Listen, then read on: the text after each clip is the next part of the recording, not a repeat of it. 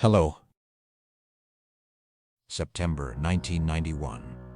Inside the walls of Kensington Palace, Diana discovered she was pregnant. The test confirmed what she already suspected: she was 12 weeks along. The father was James Hewitt, not Charles. Charles had kept his distance for 2 long years. The weight of this news was overwhelming, so Diana told only one person, Catherine Bennett, her dearest friend, her anchor. Catherine squeezed Diana's trembling hand and asked, "What will you do?" Diana couldn't look away as she whispered her answer. She would keep the baby.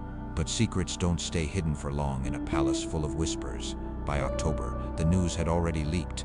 Diana was called in to see Sir Michael Crawford, the Queen's private secretary. The meeting was cold and brief. "We are aware of your pregnancy," he said flatly. "You will take care of it quietly. If you don't, we will remove William and Harry and make you appear unstable. The papers are ready." In that moment, Diana's heart broke. Her voice was barely a whisper. "I will not, I cannot." Crawford's tone became even harsher. "Then you lose your boys. The choice is yours." Shaken to her core, Diana phoned Catherine, her words trembling with tears. "They will force me to give up my baby, or my sons. I'm trapped." Catherine was silent for what felt like an eternity. Then she spoke words that would change the course of Diana's life forever. But what if there had been another way? By November 1991, Diana was ready to take matters into her own hands. She crafted an escape plan, choosing to feign a sudden dramatic illness. Collapsing as if gripped by invisible pain, she drew immediate concern. The palace's physician, Dr. Thomas Whitmore, was quickly called to her side. After examining Diana in private, he asked the staff to leave the room. When he reappeared, his expression was grim. "Miscarriage," he announced. "The baby is gone." But the reality was something else entirely, a story that Diana and Dr. Whitmore had carefully constructed. Whitmore had orchestrated everything, an elaborate deception that cost $200,000. He altered medical files, fabricated a false record of pregnancy loss, and even created fake documentation for medical waste. The palace accepted the news without question. Their vigilance faded, and Diana was left mostly alone. They believed the crisis had ended, but in truth, Diana was still pregnant. She concealed herself in loose, flowing outfits, stayed away from cameras, and claimed poor health to explain her absence from public life. Between December 1991 and March 1992, the official reason for her retreat was said to be intense therapy for bulimia and depression. But the truth was nowhere near London. Diana was hidden away at a secluded estate in Wales, owned by Catherine's family. There were no servants, no curious glances, just Diana, Catherine, and a discreet midwife. Margaret Davies had delivered babies and kept secrets for over 30 years.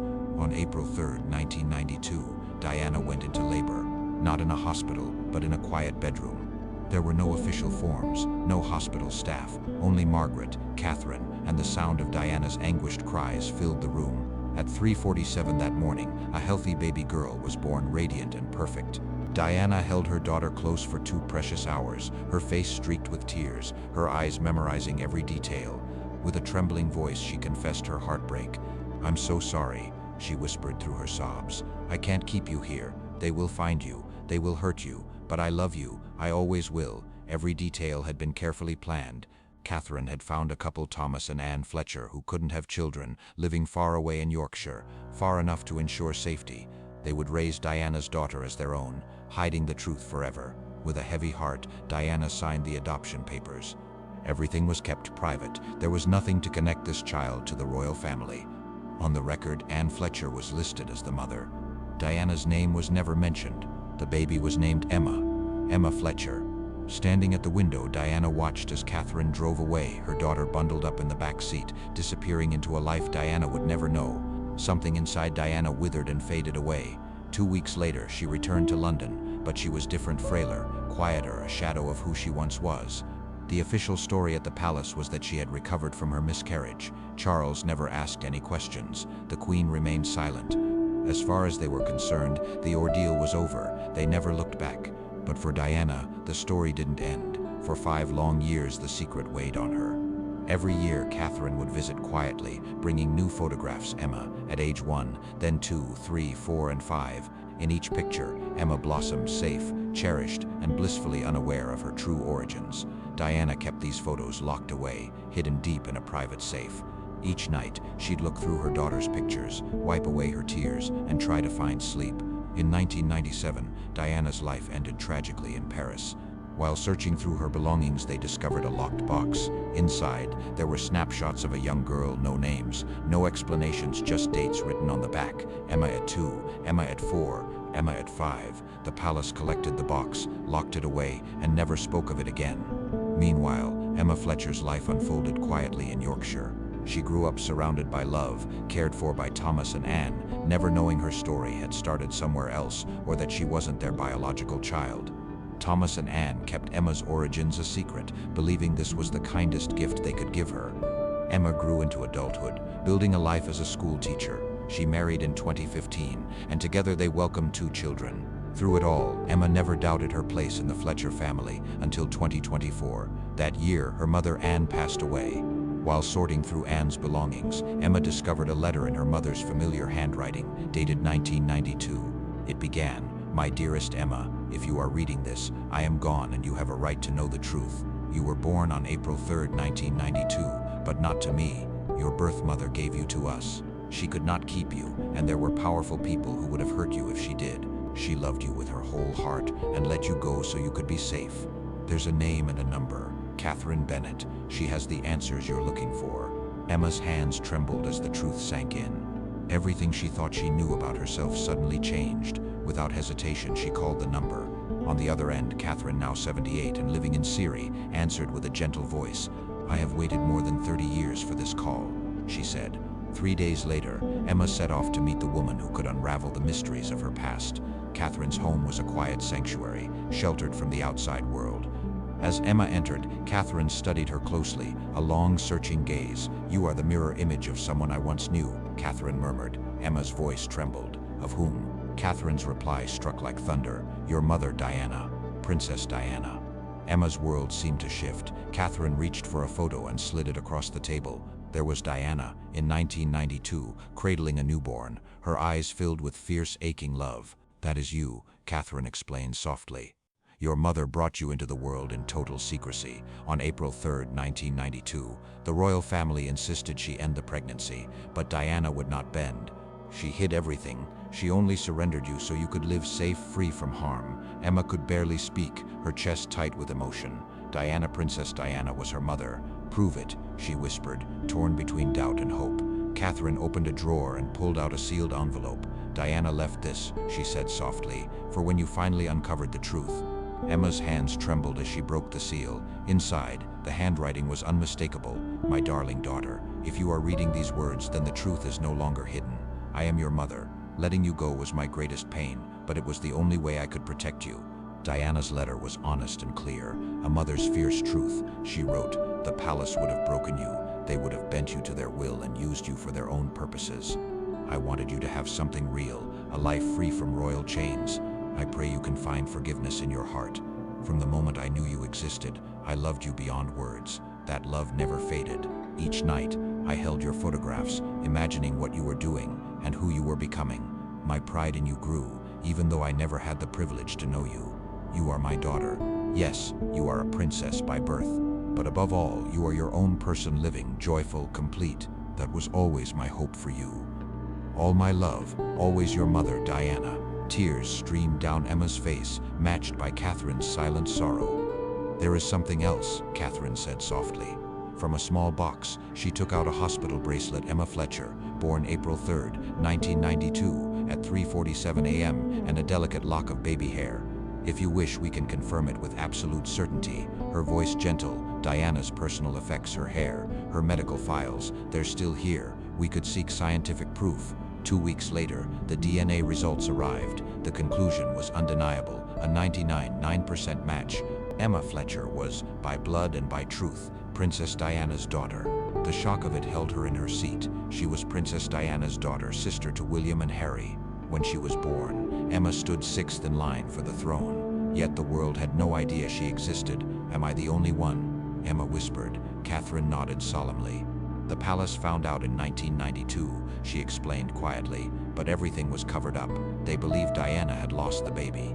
Dr. Whitmore changed the records, and he took that secret with him when he died in 2003. It was always just the three of us, me, the doctor, and Diana. Now, you know too." Emma felt her shock melt away, replaced by a new sense of resolve. She needed to see William and Harry wanted them to know they had a sibling. Catherine quietly arranged contact in the background. Everything was kept discreet. In March 2025, Emma arrived at a secluded home in Gloucester, her nerves racing. Inside, William and Harry waited silent, wide-eyed. William was the first to speak, his voice almost trembling. "You have her face, our mother's face." Catherine explained everything, Diana's words, the DNA proof, the photographs of Diana holding newborn Emma. Tears welled in Harry's eyes. "She had another child, and we never knew. All those years we had a sister out there living alone, just out of reach." William stepped forward and gently wrapped Emma in a warm embrace. "You are part of us," he said softly. "You are our sister. Mum did what she always did. She looked out for those she cherished most. She made sure you were safe, even if it meant keeping you far away." Soon Emma met her new nephews and nieces, George, Charlotte, Louis, Archie, and little Lily Bit. They welcomed her with joy, folding her into the family as if she had always belonged. But at the palace, the response was different. Their message was clear: stay silent. Keep this out of the public eye. To reveal yourself would cause problems, constitutional puzzles, and questions about succession. They insisted it was safer to stay a secret, but Emma refused to accept that. "I am Diana's daughter," she declared. "My existence is not something to hide. I have the right to honor my mother and to claim my place here." In May 2025, Emma stepped into the spotlight. With William and Harry standing by her side, she faced the world at a press conference. "I am Emma Fletcher, born April 3, 1992, daughter of Diana, Princess of Wales. For 33 years, the palace kept me hidden, hoping to shield me from their reach. My journey has been shaped by my loving adoptive family, but I am and always have been Diana's child. The world deserves to know I am here." Emma presented everything: scientific proof of her parentage, Diana's handwritten letter, touching photographs, even the hospital bracelet bearing Diana's own handwriting. The revelation sent shockwaves around the world. Headlines across newspapers and television blared: Diana's secret daughter uncovered after 33 years. The long-lost Princess William and Harry's hidden sibling had finally been revealed. With the truth now public, the palace could no longer deny Emma's existence. They were compelled to release a statement, confirming the DNA results and admitting that Diana had secretly given birth in 1992. Still, they insisted that this was the first they had learned of it. That wasn't true. Later, hidden documents surfaced, revealing that palace officials had known the truth all along. They chose silence out of convenience. Denial became their shield, and Emma became their forgotten child. Almost overnight, Emma Fletcher was thrust into the spotlight. She became an international sensation, a princess who had lived her whole life as an ordinary person, unaware of the legacy in her blood. Her incredible story made its way onto bookshelves as Diana's Daughter, the Hidden Princess. Readers around the world devoured it. The book climbed to the top of international bestseller lists, inspiring countless people. Emma poured her energy into helping others. She founded an organization to support children in foster care and adoption, and named it the Diana Fletcher Foundation, a tribute to the two women who raised and influenced her life. Diana gave her life, Fletcher gave her a home. Emma grew up with two mothers, each shaping her into the woman she is today. Each watched over her in their own way. One day, William handed Emma a truly precious memento: Diana's iconic sapphire ring. It was the same ring their mother wore almost every day. "Mum would want you to have this," he said gently. "You are her daughter. You deserve something of her to carry with you." Emma slipped the ring onto her finger and never took it off. On days when longing for Diana became too much, she'd look down at the sapphire, grounding herself in her mother's love, a love she missed deeply, yet always felt close by. In November 2025, Emma visited Diana's final resting place at Althorpe. At the quiet memorial, she placed fresh flowers and softly whispered to the air, "Hi, Mum. It's me, Emma, your daughter. Thank you for giving me a normal life, for keeping me safe, for loving me enough to let me go. I wish I had known you, but now I understand. I forgive you, and I love you too." When April 3, 2026 arrived, Emma turned 34. William and Harry gathered the family for a private celebration, just the three siblings Diana had left behind. Together, they looked through cherished photographs, sharing stories of Diana, laughter mixed with tears as memories wrapped around them like a warm embrace. Harry spoke softly, his voice steady. "She would be so happy," he said, "seeing us united, finally together as siblings. That's what she wished for most, for her children to be safe and loved." Emma gazed at the faces around her, her brothers, their children, the family she had only just come to know. "I had an ordinary childhood," she murmured. "I lived a life away from the spotlight, and it was wonderful. That was my mother's gift to me." Diana endured the weight of silence and carried the loneliness of her secret for 5 long years. She never told anyone, holding that burden all the way to her grave so I could live free. It was the most precious gift a mother could give. Not jewels, not a title, not wealth, but freedom itself. Diana made sure Emma was protected from palace scrutiny, shielded from the relentless media glare, and spared the gilded cage where Diana herself had once suffered. Every night, Diana looked at photos of her hidden child.